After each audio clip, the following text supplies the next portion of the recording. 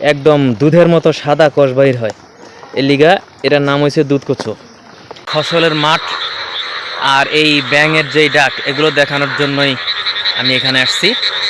আপনারা দেখেন এই মনোমুগ্ধকর দৃশ্য দেখতে পাচ্ছেন, এটা হলো আমাদের গ্রাম। এই গ্রাম থেকেই এভাবে আমরা এগুলো শো করতেছি, আপনাদেরকে দেখাইতেছি। হ্যাঁ, আমাদের দিগন্ত বিস্তৃত ফসলের মাঠ। এই মাঠে এই যে নিম্নচাপের বর্ষার যে বৃষ্টি, এই বৃষ্টিতে পুরা মাঠ পানি হয়ে গেছে। এই মাঠে ধান কাটা হয়েছিল, এই মাঠে আবার এই যে ধানের চাষ হবে। এই যে ব্যাঙের যে ডাকটা শুনতে পাইতেছেন আপনারা, এটা একদম ন্যাচারাল। এর মধ্যে কোনো ধরনের এআই বা এটা তৈরি করা নয়। আমি আপনাদেরকে জুম করে কিছু ব্যাঙ দেখাইতেছি। এই যে এগুলাকে কোলা ব্যাঙ বলে। বর্ষাকালে যখন বর্ষা হয় তখন এই ব্যাঙগুলো ডাকে। এই যে দেখুন, এগুলো হলো ব্যাঙ, এগুলো বসে বসে ডাকতেছে।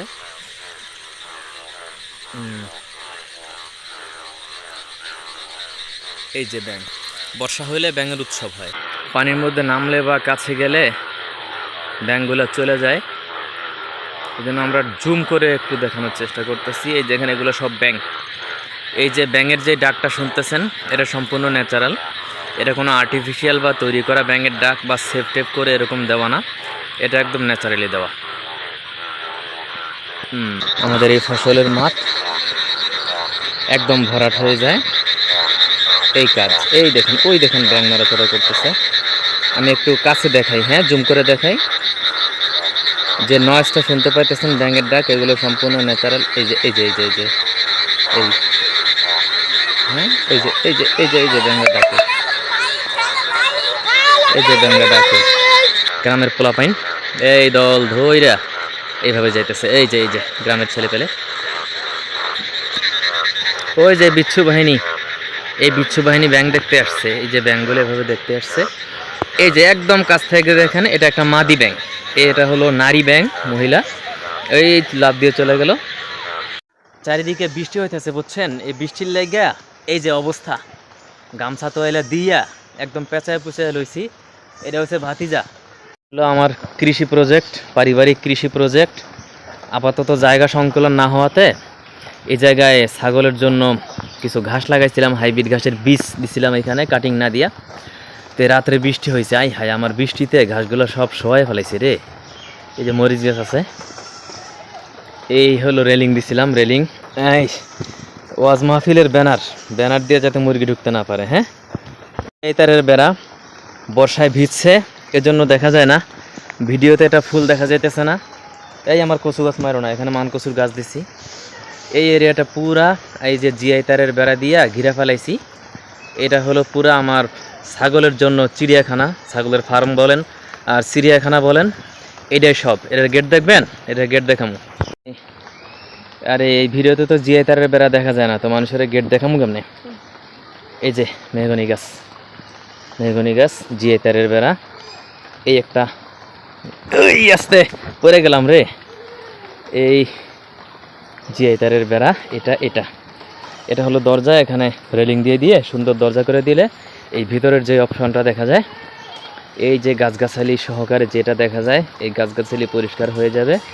এটাই মূলত আমাদের চিড়িয়াখানা, মানে ছাগলের চিড়িয়াখানা, ছাগলের ফার্ম, চিড়িয়াখানা টাইপ। অনেক গাছগাছালি আছে এই জায়গাটায়। এই যে জায়গাটা দেখা যায়, এই জায়গাটা একটা ঘর করে দিব, চালা দিয়ে দিব, এখানেই চলবে।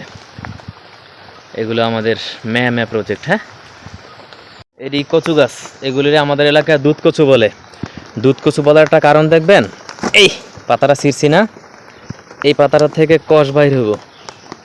কষ কই, এই যে ফোটা ফোটা কষ বাইর হইতেছে, একদম দুধের মতো সাদা কষ বাইর হয়। এর লিগা এটার নাম হয়েছে দুধ কচু। এটার এই যে ডাল দেখতেছেন, এই ডাল, এই কচি ডালগুলা অনেক মজার, খুব সুস্বাদু, পুষ্টিকর, অনেক বেশি আয়রন থাকে। এটা আমাদের এলাকার মানুষ খুব মজা করে খায়, যাদের নাই তারা টাকা দিয়ে কিনা খায়। এই পাতাটা সুন্দর করে ভর্তা বানায়ও খাওয়া যায়। হ্যাঁ, মানুষ ওল খুঁজে পায় না, পাইলে অনেক টাকা দিয়ে কিনা খায়। আর আমাদের বাড়িতে ওলের গাছ যেখানে সেখানে হয়ে থাকে, আর এগুলো কাইটে কাটা ফেলায় দেয়, কোনো বছর খাইতে চায় না মানুষ। কত বড় ওল গাছ দেখছেন, ক্যামেরায় ধরে না। দেখছেন কি পরিমাণে জঙ্গল। এই জঙ্গলগুলোকে মূলত ক্লিয়ার করে আমরা এটাকে চারিদিক দিয়ে ক্লিয়ার করব। আমরা চারিদিক দিয়ে জিআই তারের যেই বেড়াটা দিছি মূলত চিড়িয়াখানার মতো করে এটার ভিতরে ছাইরা দিয়ে আমরা ছাগল ভেড়া পালবো।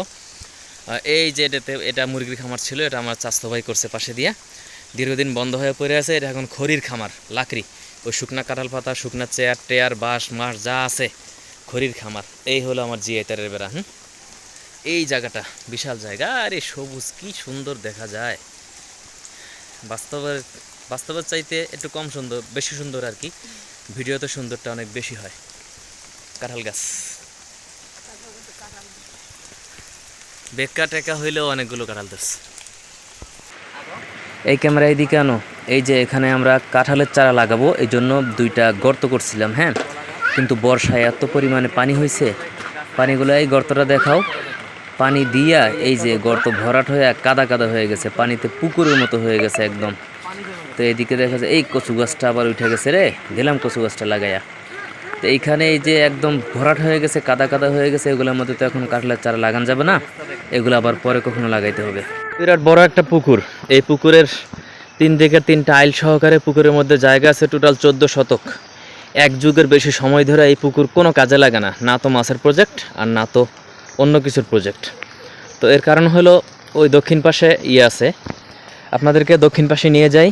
মূলত মাঠের যেই বৃষ্টির পানিটা, সব পানি আমাদের এই পুকুরের এই জায়গা দিয়ে নামে। ওই দক্ষিণ পাশে একটা কালভার্ট আছে, এই কালভার্টটা দেখাইতেছে আপনাদেরকে। এই হলো কালভার্ট, এই কালভার্টটা দিয়ে পানি নামতেছে। এটা ওই দিক থেকে, উত্তর দিক থেকে সব মাঠের পানি আইসা এটা দিয়ে নামে। এই যে মানুষ এখানে মাছ ধরে, এখানে বর্ষার সময় প্রচুর মাছ হয়।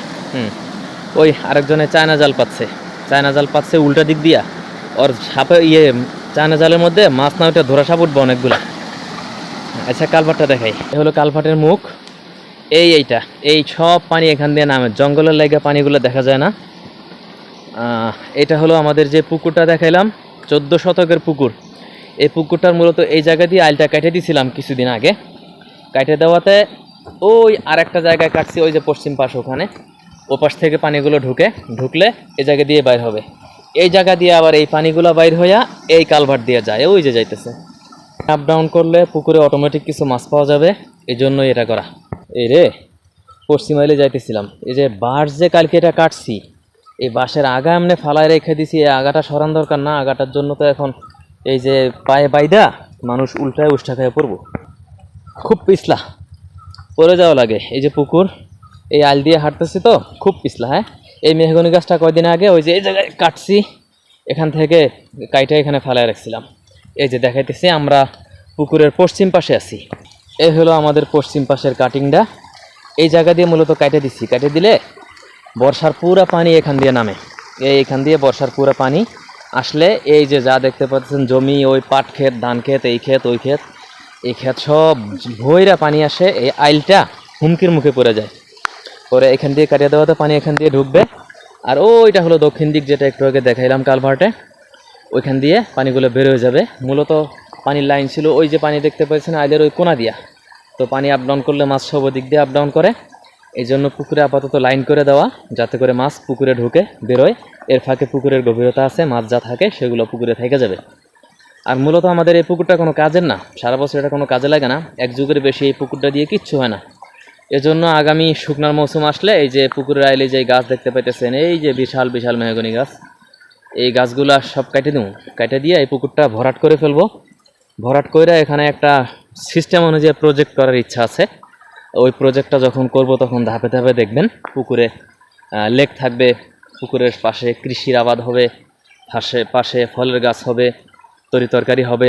এগুলা ওই যখন করা হবে তখন প্রজেক্ট বাই প্রজেক্ট আপনারা প্রত্যেকটা স্টেপ ভিডিও দেখতে পাবেন। এখানে একটা খেজুর গাছের চারা আছে, ওই যখন লাগাইছিল তখন বলছে এটা খেজুর গাছের চারা, এই খুরমা খেজুর, আরবের খুরমা খেজুর গাছের চারা।